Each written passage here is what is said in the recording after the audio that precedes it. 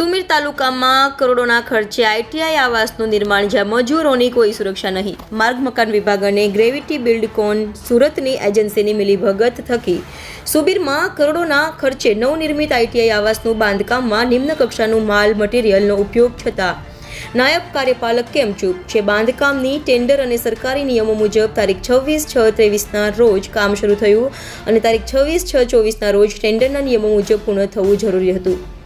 જ્યાં આજે સમય મર્યાદા બાદ 6 માસ વીત્યા છતાં કામ અધૂરું. ટેન્ડર મંજૂર થયેલ રકમ ₹5,56,11,566.27 કરોડોમાં છે. જુઓ આ આંધળો વિકાસ સરકારના નિયમોને પણ ઘોળીને પી જાય એવા એનએનબી અધિકારીઓ અને એજન્સી મુદત પૂર્ણ અને કામ અધૂરા કેમ છાવરી રહ્યું છે.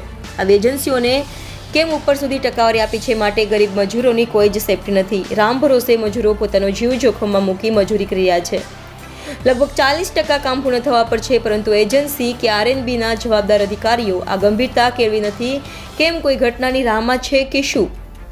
નાયબ કાર્યપાલક સ્થળ વિઝિટ કરે તો એમને પણ એજન્સીના કામોમાં ખામી અને મજૂરોની સુરક્ષામાં કમી જોતા નામ માત્ર ઝાટકણી કરી હતી.